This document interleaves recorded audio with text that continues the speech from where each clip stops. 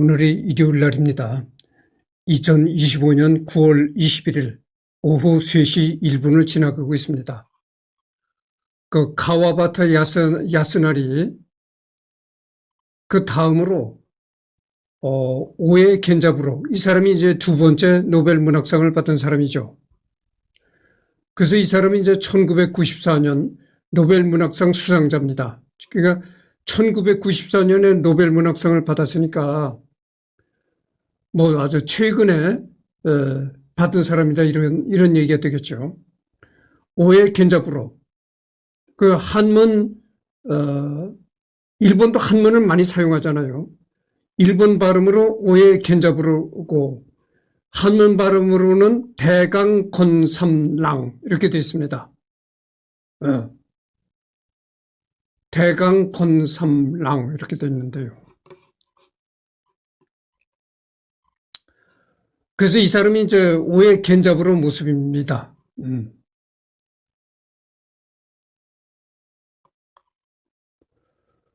본명 오에 겐자부로, 국적은 일본 제국. 그 다음에 일본 제국에서 그 다음에 일본. 원래 일본이 제국주의 나라였잖아요. 제국주의 나라에서 이제 민주국가로 탈바꿈한 해가지고 2023년까지 살았다, 이런 얘기입니다.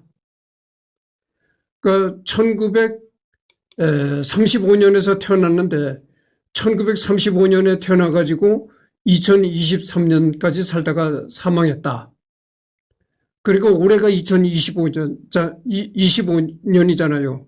그러니까 작년, 재작년에 이제 사망한 겁니다. 최근까지 살아있다가 이제 세상을 떠났죠. 1935년 1월 31일 날 태어났다. 일본 제국 에히메현 우치코정 오세이가시라는 곳에서 태어났다, 이런 얘기죠. 사망은 2023년 3월 3일 88세로 사망했다. 일본 도쿄에서 사망했다, 이런 얘기죠. 직업은 소설가, 사회운동가.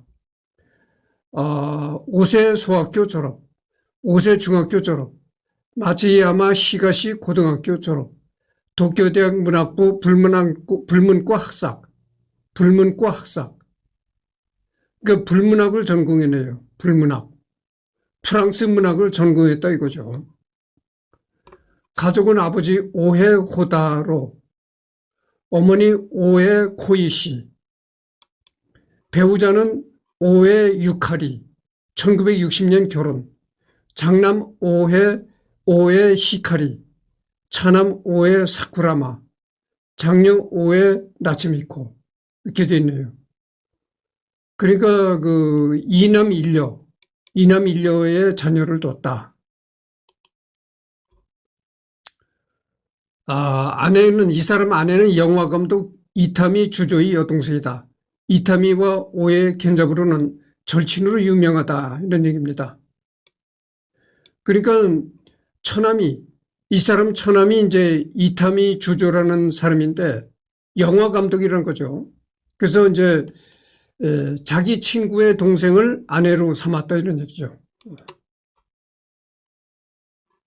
소설 수필, 소설과 수필을 이제 쓴 거죠. 그리고 문학계에 등단한 것은, 일본 문학계에 등단한 것은 기묘한 일이라는 그런 글을 써가지고 일본 문학계에 등단했다. 이 기묘한 일을 쓴 것은 1957년에 이 기묘한 일을 썼다, 이겁니다. 일본의 소설가이자 사회운동가, 1935년 일본 시코구 에히메현에서 출생하였으며 제2차 세계대전 직후 일본의 혼란스럽던 시기에 불현듯 나타나 아베코보, 엔도 슈사쿠, 미시마 유키오 등과 함께 전후 일본 문학을 이끌었던 작가 중 한 명이다. 또한 일본의 국수주의를 비판하고 아시아의 평화를 위한 민주주의 운동을 활발히 전개하였으며 반전 및 평화 운동에도 그 영향력을 발휘한 대표적인 사회운동가이기도 하다. 그는 일본 문학의 진보주의, 평화주의 상징으로 불리며 전후민주주의 세대의 거성, 전후민주주의 기수라 불렸으며 단순히 생존을 넘어서 타자와의 공존을 위하여 끊임없이 분투하고 갈구하는 인간상을 맹렬히 그려낸 그 문학성을 인정받아 1994년에 일본 작가 중 두 번째로 노벨 문학상을 수상했다. 그러니까 두 번째죠. 전번 시간에 이제 가와바타 야스나리를 했잖아요. 그 사람 다음으로 두 번째로 이제 노벨 문학상을 받았다는 얘기죠. 생애 1935년 1월 31일 에히메현 오세 마을에서 부친 호타루와 모친 고이시 사이에서 칠형제 중 셋째 아들로 태어났다. 조상이 무사 출신인 지주 가문 태생으로 비록 태평양 전쟁 이후 농지개혁으로 집안의 재산을 많이 잃긴 했지만 당나무 산지이자 집산지인 에히메현의 산림지대에서 대대로 지주였던 집안에게 물려받은 유산, 지역에 뿌리내린 일가 친척이 있었고 전후에도 집회국으로 들어갈 당나무 종이를 납품할 권리를 따내어 생계에 큰 어려움은 없었다고 한다. 조상이 무사 출신이라는 겁니다. 그러니까 뭐 칼을 쓰고 이런 출신이고 그 대대로 지주 집안의 아들로 태어났다. 그래서 이제 그렇고 당나무 이 사람이 태어난 그 고장이 당나무 고장이었다는 거죠. 여러분들 그 창호지 원료가 되는 당나무를 그렇게 많이 심는 고장이었다고 하죠. 그래서 그 당나무를 심어가지고 일본 집회국에 들어갈 당나무 종이를 일본 집회국에다 납품을 했다고 하죠. 뭐 그렇게 해가지고 어렸을 때 큰 경제적으로 어려움 없이 커났다 이런 얘기입니다. 오해는 마을의 민속축제와 전통 연극을 담당하던 할머니에게 많은 영향을 받았다. 특히 숲의 신비라고도 불렸던 고향의 민담에 심취하여 어린 시절을 보내는데 얼마나 심취하였는지 10살이 채 되지 않은 어린 나이에도 불구하고 나무 도감과 책들을 들고 날마다 숲에 가서 나무들을 스케치하거나 책을 읽고 새로운 장소를 탐험하는 것이 그의 일과였다고 한다. 그런데 오해가 9살이던 1944년 아버지가 급사하고 연달아 할머니마저 노안으로 사망한다. 특히 아버지인 오해 호타로의 경우 사망 당시 50세로 죽기엔 아직 이른 나이였던 데다가 그의 사인 또한 심장마비로서 갑작스러운 일이었으며 오해로선 처음으로 겪은 가족의 죽음이었다. 그러니까 아버지가 그 심장마비로 죽었네요. 이렇게 급사한 거죠. 심장마비로. 50세에 이 사람 아버지가 50세에 심장마비로 죽었다고 하니까 그때는 뭐 50세에도 죽는 사람들이 이제 많았을 것으로 생각합니다. 1940년대니까. 그렇지만 지금 생각해 보세요. 지금 50은 청년이잖아요. 아직 어렸던 오해는 아버지의 갑작스러운 죽음을 목격하며 유년기의 나이로는 이해하기 힘든 죄책감과 상실감에 빠져 한동안 학교에도 가지 않고 오직 고향의 숲에서만 시간을 보내며 방황하는 시기를 거쳐야만 했다고 한다. 한편 오해는 2009년 70대인 노인이 되어 발표한 말년작인 이사에서 그의 아버지의 죽음에 대해 처음으로 다뤘다.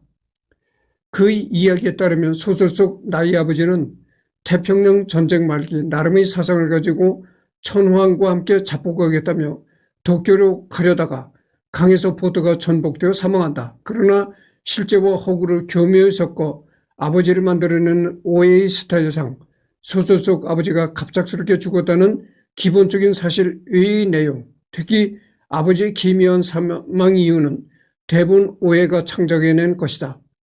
오해 스스로도 한국 언론과의 인터뷰를 통해 아버지 죽음과 천황을 연계시킨 것은 창작임을 밝혔다. 어디까지나 이건 창작이라는 거죠. 소설 속 이야기고 실제는 이 사람 아버지가 이제 바로 전에도 얘기를 했지만 심장마비로 세상을 떠났다는 거죠. 아버지의 사후 그의 어머니는 아버지 대신 홀로 오해를 키우면서 그 전쟁 시기에 구하기 힘들었던 허클베리 핀의 모험, 닐스의 모험 같은 책을 구해다 주었는데 그는 그 책들이 자신의 일생을 결정한 책들이었다고 회고하기도 하였다. 다만 전설했듯이 홀어머니가 키웠다고 할 때 일반적으로 떠올리는 편견과 달리 경제적으로 큰 어려움은 없었던 것으로 보인다. 애초에 경제적으로 어렵다면 구하기 어렵다는 책을 구할 수 있었다는 게 말이 안 되기도 하다. 고향에 있는 학교를 다니다가 그는 마츠야마에 있는 고등학교로 전학을 하였고 이 과정에서 훗날 평생을 함께하는 친구가 되는 이타미 주조와 만나게 된다. 18세가 되는 해에 처음 동경에 다녀와서 그 이듬해 도쿄대학 문학부에서 프랑스 문학을 공부하게 되었다. 그의 스승인 와타나베 가즈오는 프랑스와 라블레에 대한 전문가였다.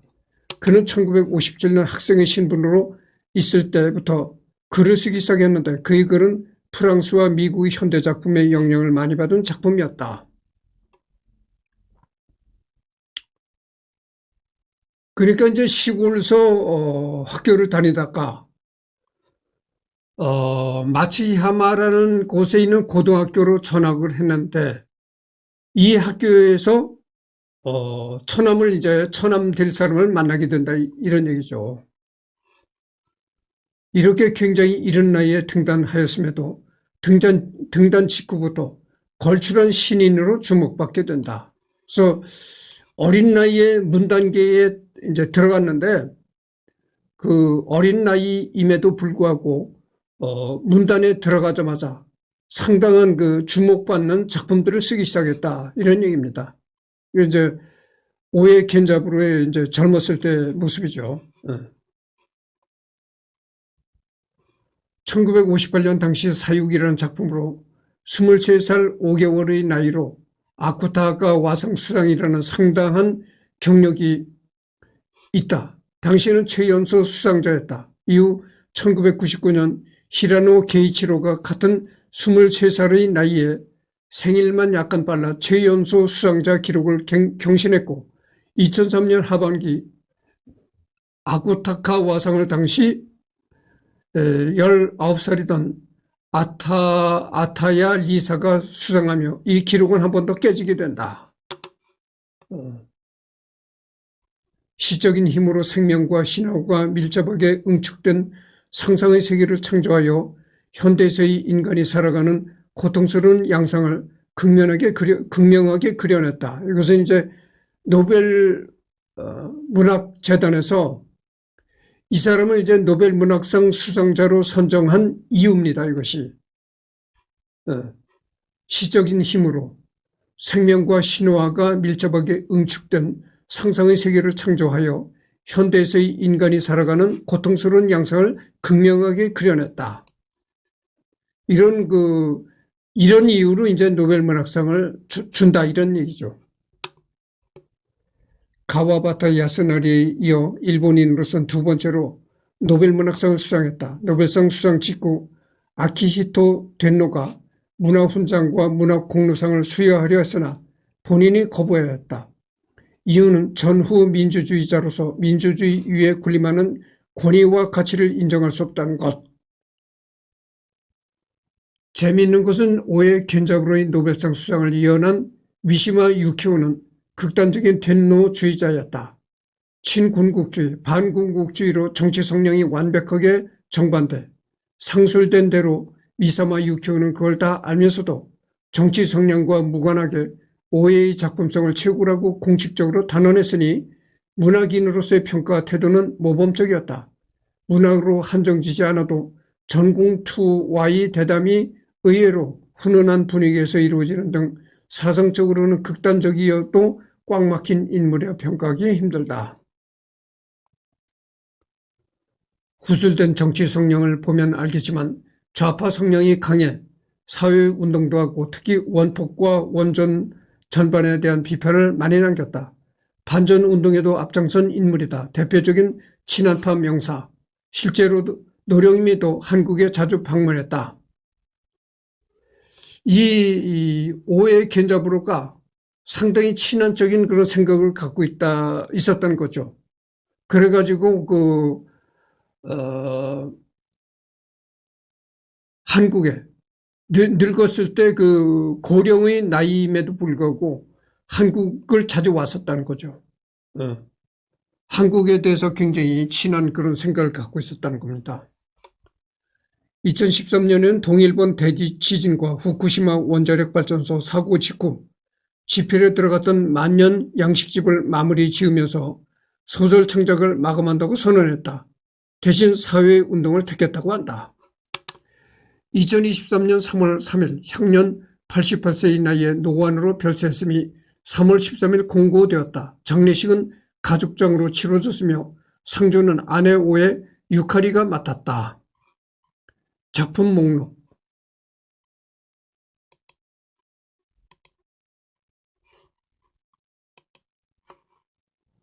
대표작 만엔원년의 풋볼.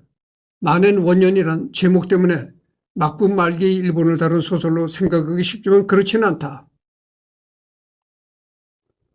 오해의 대표 소설이자 다니자키 주니치로상 수상작이다. 1967년작이고 영재는 더 사일렌트 크라이. 안보투쟁에 참가했다가 진압대에게 영 좋지 않은 곳을 맞아 미쳐버린 뒤 기괴한 몰골로 자살한 친구를 부러워하며 페인처럼 지내던 주인공 네도코로 미스사부로는 안보투쟁에 참가했다가 전향한 인물의 대표로 미국에서 참희극 공연을 하던 동생 다카시가 돌아왔다는 소식을 듣게 된다. 다카시와 만난 미스사부로는 다카시 권유로 만엔원년의 농민 봉기를 일으킨 증조부 동생과 그를 진압한 증조부의 이야기가 전설처럼 전해 내려오는 고향 시골 마을로 떠나게 된다. 그곳에서 다카시는 자신을 증조부 동생과 동일시하며 인근 조선인 부락 출신이었으나 지금은 시골 마을의 경제를 장악한 조선인 일명 슈퍼마켓 천황이 소유한 슈퍼마켓을 습격할 계획을 세우고 이를 위해 마을 청년들을 모아 풋볼 연습을 빙자한 훈련을 시키기 시작했는데 제목처럼 과거와 현재가 절묘하게 얽혀 들어가는 전개가 이쁩니다. 제1한국 조선인 문제도 다룬다.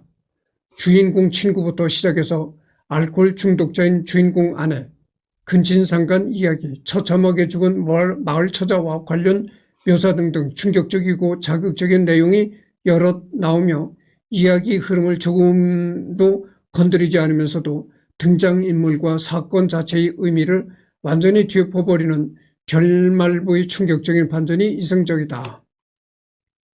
이렇게 폭풍처럼 휘몰아치는 전개 방식으로 일본이라는 국가의 폭력성과 그에 대한 수치심을 오롯이 시사하는 대표적인 작품으로 평가받고 있다. 그래서 이 만엔원년의 풋볼이라는 글은 여기 제1한국 조선인 문제도 다룬다는 것이죠. 그래서 일본에서 살고 있는 조선인들, 한국인들의 문제도 나온다 이런 얘기입니다. 치료탑 1990년작 사람을 치료할 수 있는 치료탑이 있는 고성을 둘러싸고 벌어지는 이야기를 다뤘다.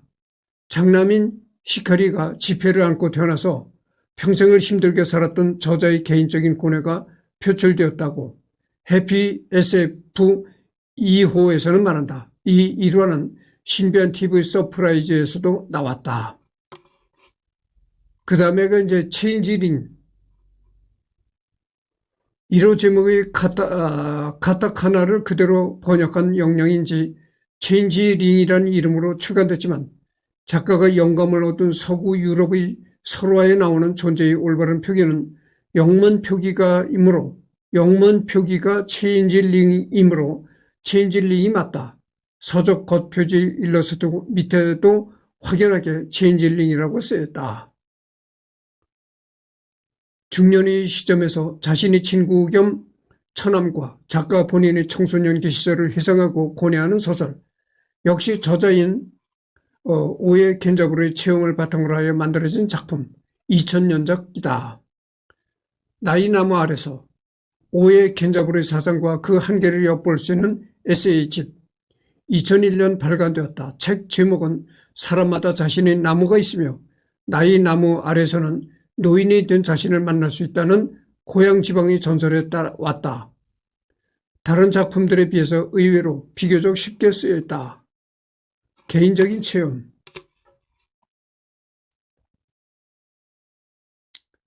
지금 얘기하는 거는 이 사람이 쓴 글에 관해서 얘기를 하는 겁니다. 이 사람이 쓴 작품이 이런 작품이 있다, 이런 얘기입니다. 그 다음에가 이제 개인적인 체험이라는 또 글이 있습니다. 한때 유망한 대학원생이었으나 술에 의지해서 현실 도피한 끝에 입시학원 강사로 전락한 주인공이 막 태어난 자신이 아들이 머리에 기형을 가지고 있다는 사실을 알게 되고 이 아이를 기를 것인지 아니면 안락사시킬 것인지에 대해 선택에 놓이게 되면서 벌어지는 일을 다룬 이야기다. 1964년작이다. 이 작품 역시 작가의 경험을 토대로 쓰여진 것으로 알려지고 있다. 실제로 겐자부르의 아들인 유명한 음악가 오에 히카리는 뇌 헤르니아 장애로 뇌 수술 끝에 무사히 태어나나 일생 동안 지체장애를 안고 살게 되는데 특유의 절대음감으로 음악에 재능이 있다는 걸 알게 된 가족들의 격려로 음악가의 길을 걷게 된다. 그 다음에가 이제 아름다운 에너벨리 싸늘하게 죽는다라는 글입니다. 나이가 70이 넘은 겐산노는 지적장애인 히카리를 돌보며 늙어가고 있었다. 어느 날 겐산노의 지인이자 영화 제작자 고모리가 30년 만에 그의 앞에 나타난다. 겐산노와 고모리는 과거 8mm 영화 에너벨리의 여주인공이었던 아역배우 출신 사쿠라와 함께 30년 전 독일 작가 하인리히 폰 클라이스트의 미하엘 콜하우스의 운명을 일본 시코쿠 지역 농민 봉기로 각색하여 영화를 제작하려고 했다. 하지만 불미의 사고로 영화 제작 프로젝트는 무산되어 고모리는 미국으로 도피했고 사쿠라는 영화 출연의 꿈을 포기하게 되었으며 겐산노는 점점 글쓰기가 멀어지게 되어 서로 각자 마음의 상처를 지니고 있었다. 그로부터 30년 뒤 겐산노는 고모리와 오랜만에 회동하고 한국의 신 김지하 석방을 위한 단식 농성장에 찾아온 사쿠라를 맞이하게 되며 이 셋은 자신들에게 트라우마와도 같은 영화 제작 프로젝트를 재개하기도 했다.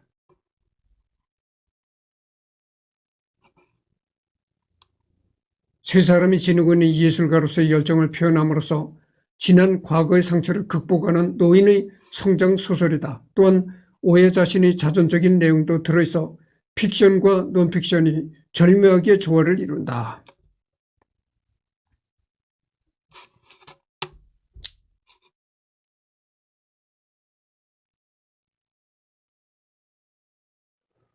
그러니까 원래는 그 사실을 바탕으로 논픽션을 바탕으로 쓰여졌겠지만은 거기 약간씩 이제 살을 붙이듯이 가상의 얘기를 붙여서 이제 썼다 이런 얘기죠. 하마에게 물리다. 1985년 출판된 연작 단편 소설. 이 작품으로 가와바타 야스나리 문학상 수상, 일본 연합적군파의 아사마 산장 사건과 산악 베이스 사건의 생존자를 주인공으로 채용한 소설이다. 그 다음에 소설. 이 사람이 쓴 이제 장편 소설 목록이죠. 1958년에 발간된 새싹 뽑기, 어린 짐승 쏘기. 이것이 이제 이 사람이 최초로 쓴 장편 소설이라는 겁니다. 그 다음에 1959년에 우리들의 시대, 밤이야 느긋하게 걸어라. 그 다음에 1960년에 청년의 오명, 62년에는 늦게 온 청년, 63년에는 절규, 64년에는 일상생활의 모험, 67년에는 만엔 원년의 풋볼, 73년에는 홍수는 내 영혼에 이르고, 76년에는 빈치러너 조서, 79년에는 동시대 게임,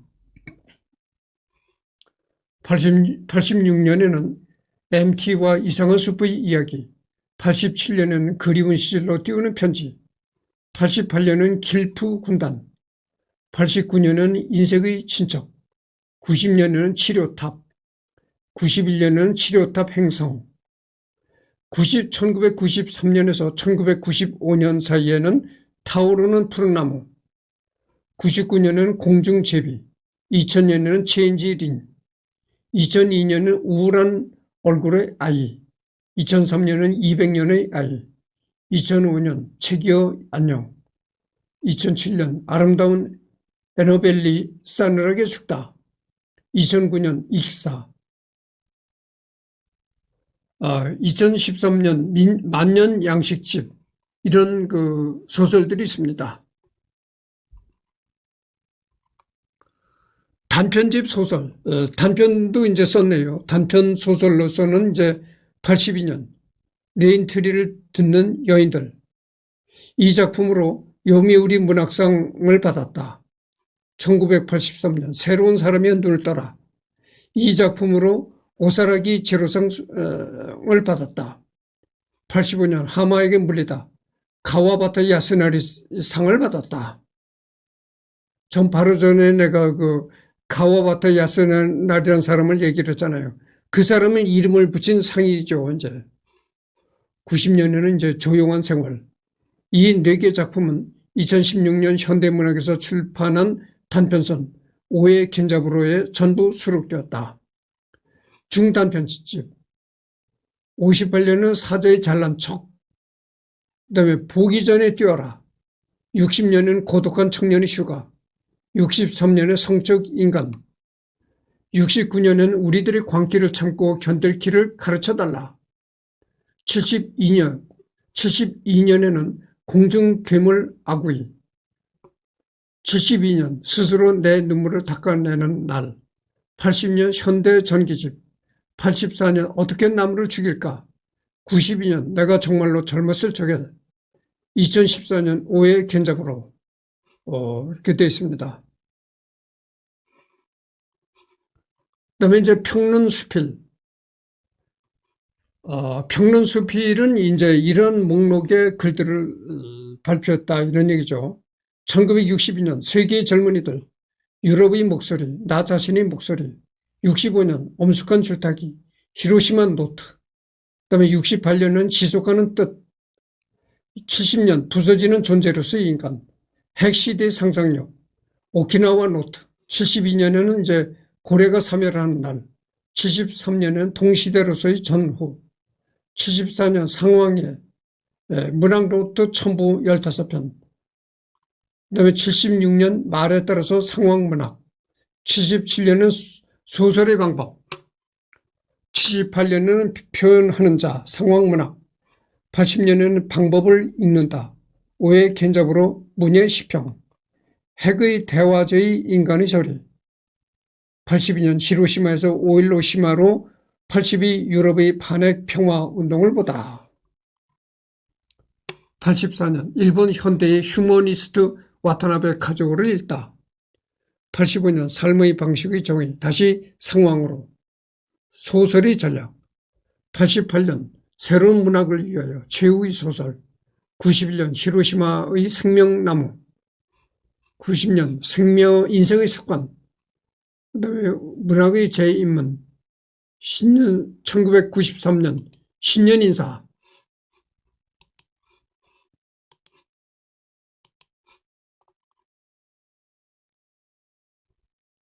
1994년 소설의 경험. 95년 애매한 일본의 나. 회복하는 가족. 1996년 일본이 나가 보낸 편지. 느긋한 유대. 88년 98년 나라는 소설가 만들기. 나이 나무 아래서. 2001년 쇠국에서는 안 된다. 말하기 어려운 탄식. 2003년에는 새로운 사람 쪽으로. 말한다고 생각한다고 쓰고 생각한다.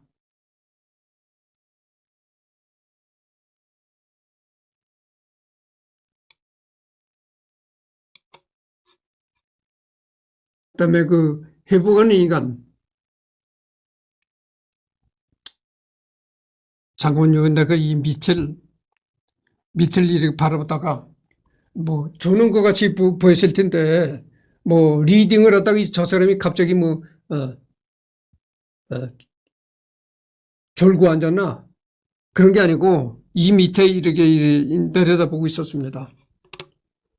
그다음에 2006년 회복하는 인간, 2007년 오해 견잡으로 작가 자신을 말한다. 그리고 읽는 인간, 독서 강의, 2012년 말의 정의, 그다음에 2023년 친밀한 편지 이런 게 있습니다. 공저, 71년에는 대화, 원폭 후이 인간, 시케토 후미오와 공저. 공저라는 건 뭐냐면은 다른 사람과 같이 같이 썼다 이런 얘기죠. 공동으로 집필했다. 88년 유토피아 찾기, 이야기 찾기, 문학의 미래를 향해. 이것은 이노우에 히사시, 츠츠이 야스타카와 공저했다. 공동 집필했다.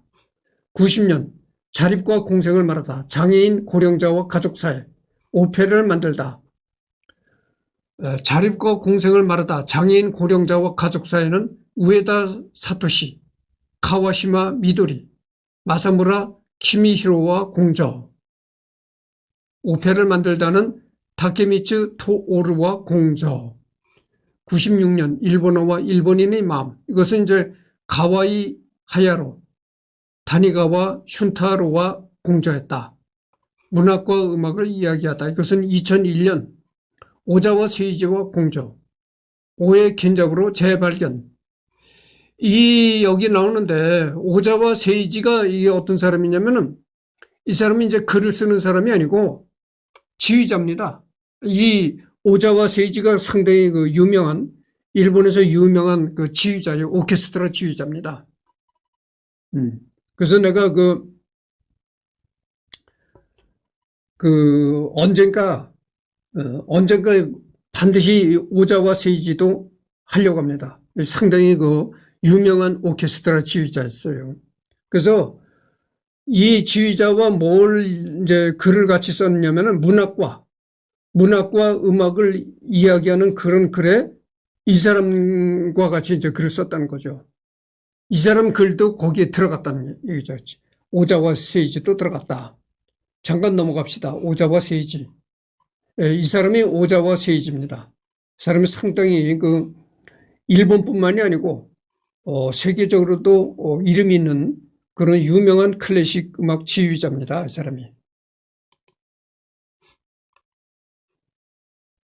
그 다음에 오해 겐잡으로 재발견. 2003년에는 폭력을 거스르며 쓰다.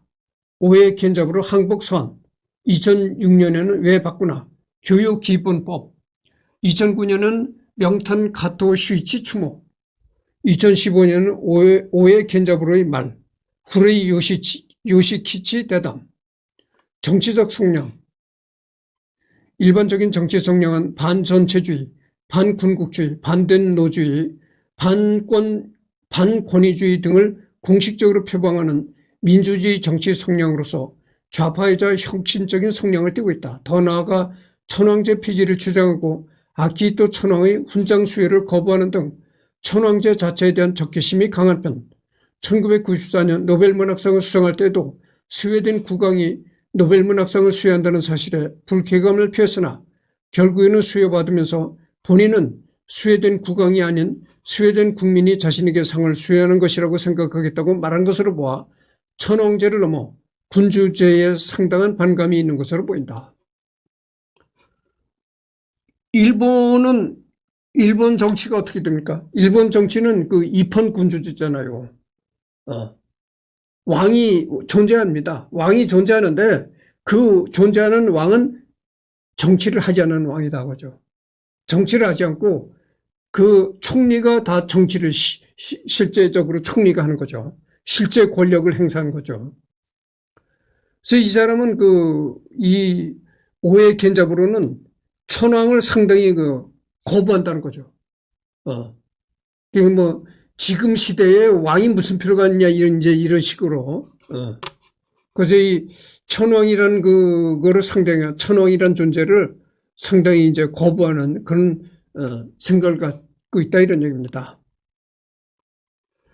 천황이라는 걸 상당히 거부한다 이런 얘기를 했으니까 또 이제 잠깐 영국 얘기를 해야 되겠는데, 영국도 그렇잖아요. 영국도 이제 입헌 군주제를 하고 있잖아요.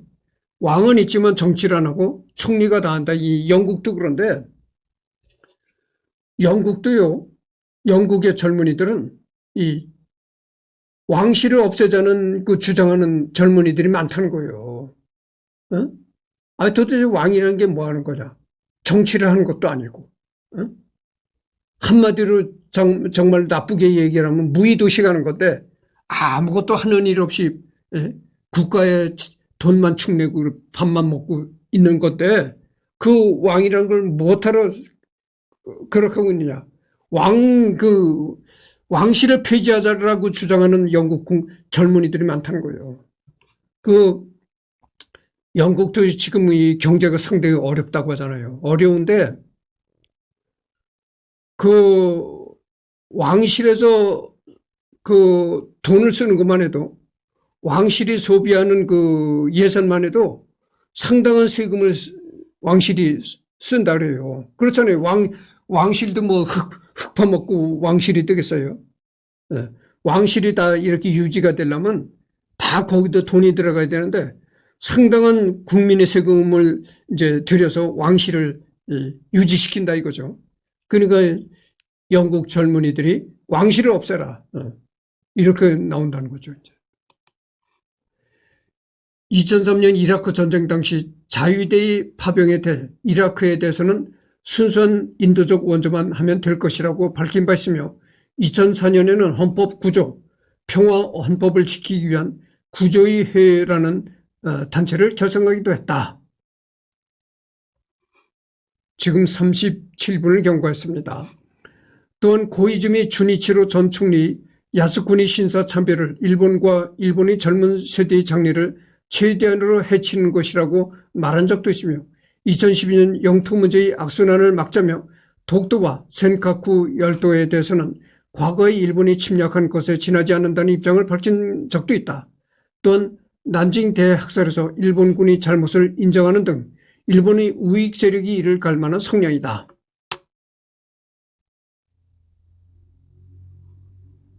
그러니까 이 우의 겐자가 오르는 여기 나오잖아요. 독도. 일본 놈들이 독도를 자기네 땅이라고 우기고 있잖아요. 그런데 오의 겐자가 오르는 양심적으로 올바른 얘기를 한다고 하죠. 그거는 우리 땅이 아니다. 이렇게 얘기를 한다는 거죠. 과거에 우리가 조선을 침략해서 그랬던 거지, 독도가 어떻게 우리 땅이냐, 이렇게 이제 올바르게 얘기를 한다는 거죠. 이 양심적인 사람이죠. 이런 사람이 참 이렇게 양심적으로 말하는 일본 사람이 참 보기가 드문데, 이 사람은 그렇게 얘기를 한다는 거죠. 오해 겐자부로는 이렇게 얘기를 한다는 거예요. 그러니까 상당히 친한적인 그런 생각을 갖고 있고, 늙었을 때도 이 한국에 자주 왔던 거 아닙니까? 그래서 이 독도라는 것은 이 한국 땅이다. 올바르게 양심적으로 얘기한 사람이다. 2014년 김영호 경북대 명예교수와의 대담을 가짐으로써 20년 만에 한국 언론에 다시 모습을 드러냈으며, 이때는 아베 신조의 행보를 조목조목 비판하기도 했다. 아시아의 평화가 개별 국가의 번영보다 우선하는 가치가 되어야 한다는 말도 했다. 그래서 이제 지금 39분을 경과했습니다. 여기까지 해드리겠습니다. 그래서 이 여기서부터 이제 다음 주 말에 가야 또 이제 녹화를 하게 됩니다. 다음 주 말에 가서 다음 주 토요일 날이죠. 다음 주 토요일 날에 가서 여담을 녹화하기로 하겠습니다.